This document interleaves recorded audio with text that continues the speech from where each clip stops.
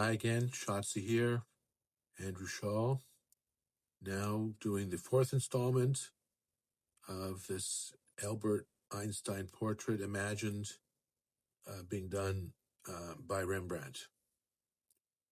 So here I'm just now continuing to fine-tune. I don't have the drawing exactly where I want it.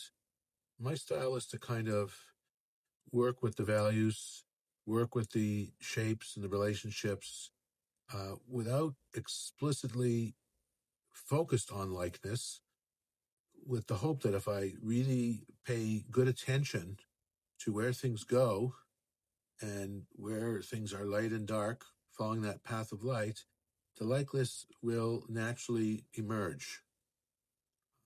I think right now most people would predict that this is Albert Einstein, though I'm not satisfied with the full likeness yet. I'm really hoping that will come.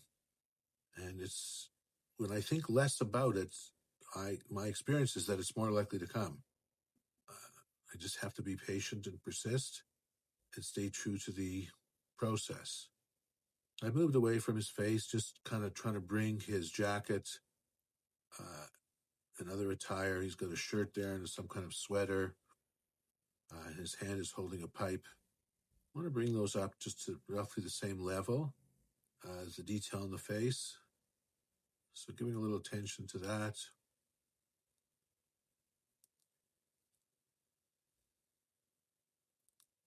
And I'm trying to make the colors interesting,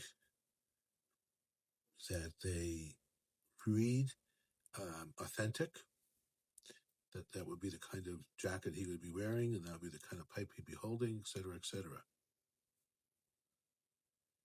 Just kind of trying to get a feel. Worked on his hand a little bit. Now with the shirts, making them nice and white.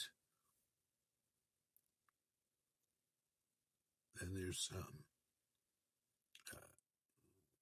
guess putting a little shadow under the collar to give it 3-dimension. Moving to his hand now, just giving a little bit more structure. Not trying to make anything perfect. Not trying to get things exactly where I want them. I want to move towards them. So each pass I make around the face, I hope that my fine tuning will bring the whole gestalt, the whole portrait, where I want it to go.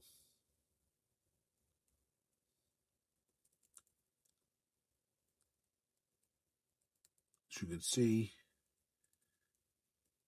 there are a lot of intricacies.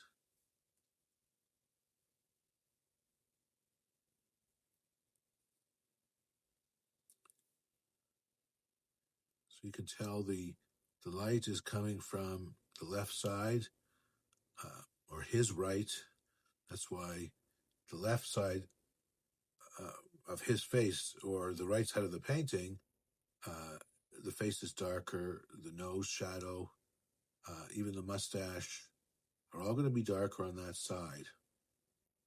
So they don't get direct light, except for what I've told you, often called the Rembrandt triangle, on the cheekbone opposite the light side. You can see it's just there. Rembrandt liked to set up his lighting so that it would just peek over the nose and catch some of that cheekbone. I'm also using a bit of a smaller brush now to try and have a little more precision, especially around the eyes. I'm still not satisfied that the eyes are exactly where I want them to be. What I like to do is try to get it as close to an eye given its shape, even if it's not his shape, and then I can make modifications. But I'm always trying to make things look realistic, even when I know I don't quite have the shape. There is another style that people use, and they will do the drawing and spend the time to get the shape first, get the whole drawing down, and then bring the paint in. I like to do both simultaneously. I find the portraits, for me, have more life that way. See, I feel it's just move a little bit closer, getting some of the weathered look of his skin on the face, getting that spherical shape. He kind of had these droopy eyelids. That one's kind of captured a bit.